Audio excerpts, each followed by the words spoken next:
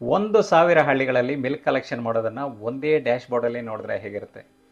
ಈಗ ನೀವೊಂದು 10 ವಿಲೇಜು 100 ಹಳ್ಳಿಗಳಲ್ಲಿ ಮಿಲ್ಕ್ ಕಲೆಕ್ಷನ್ ಮಾಡ್ತಾ ಇದ್ರೆ ಯಾವ ವಿಲೇಜಲ್ಲಿ ಎಷ್ಟು ಕಲೆಕ್ಷನ್ ಆಗಿದೆ, ಯಾವ ಕ್ವಾಲಿಟಿಯಲ್ಲಿ ಕಲೆಕ್ಷನ್ ಆಗಿದೆ ಅನ್ನೋದನ್ನು ನಿಮ್ಮ ಚಿಲ್ಲಿಂಗ್ ಸೆಂಟ್ರಿಗೆ ಹಾಲು ಬರೋ ಮೊದಲೇ ನೀವು ಲೈವ್ ಆಗಿ ನಿಮ್ಮ ಕೂತ್ಕೊಂಡಿದ್ದ ಕಡೆ ಡ್ಯಾಶ್ ಬೋರ್ಡಲ್ಲಿ, ನಿಮ್ಮ ಲ್ಯಾಪ್ಟಾಪಲ್ಲಿ, ನಿಮ್ಮ ಮೊಬೈಲಲ್ಲಿ ನೋಡಿದ್ರೆ ಹೇಗಿರುತ್ತೆ, ಕ್ವಾಲಿಟಿನ ಹೇಗೆ ಕಂಟ್ರೋಲ್ ಮಾಡ್ಬೋದು. Cloud DPU milk collection dashboard ತೋರಿಸ್ತೀನಿ ಬನ್ನಿ. ಇದು ಕೌ ಮಿಲ್ಕ್ ಕ್ವಾಂಟಿಟಿ ಅಮೌಂಟ್ ತೋರಿಸುತ್ತೆ. ಅದೇ ಥರ buffalo milk, mixed milk, local sale ಏನಾದರೂ ಆಗಿದ್ರೆ ಲೋಕಲ್ ಸೇಲ್ ಕ್ವಾಂಟಿಟಿ ಅಮೌಂಟು ಕೂಡ ತೋರಿಸುತ್ತೆ.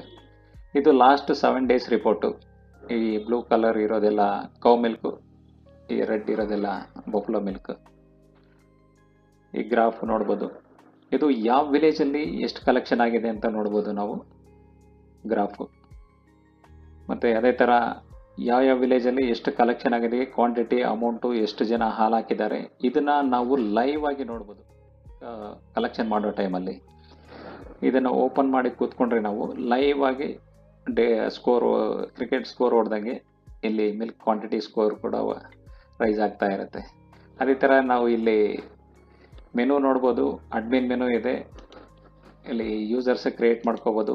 ಮಾಸ್ಟರ್ಸ್ ಇದೆ, ಇಲ್ಲಿ ಫಾರ್ಮರ್ಸು, ಸೊಸೈಟಿ, ಚಿಲ್ಲಿಂಗ್ ಸೆಂಟ್ರು, ಅದೇ ಥರ ರೇಟ್ ಚಾರ್ಟ್ ಅಪ್ಡೇಟು ಇಲ್ಲಿಂದ ಮಾಡ್ಕೋಬೋದು ನಾವು. Operations, machine mapping, upload transaction ಇಲ್ಲಿಂದ ಮಾಡ್ಬೋದು. ರಿಪೋರ್ಟ್ಸ್ ಇದೆ, ಇಲ್ಲಿ ಸೊಸೈಟಿ ಕಲೆಕ್ಷನ್ಸು, ಅದೇ producer collections, producer ledger, variation report, VLCC ಮತ್ತು ಚಿಲ್ಲಿಂಗ್ ಸೆಂಟ್ರದ್ದು, SMS balance, rate chart, download status, ಯಾವ ಟೈಮಲ್ಲಿ ರೇಟ್ ಚಾರ್ಟ್ ಹಾಕಿದರೆ ಅದು ಯಾವ ಟೈಮಲ್ಲಿ ಡೌನ್ಲೋಡ್ ಆಯಿತು ಮಿಷಿನ್ಗೆ.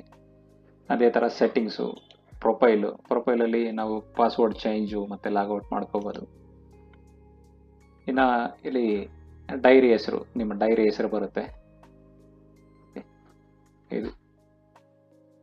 ಇದು total dashboard. Thank you.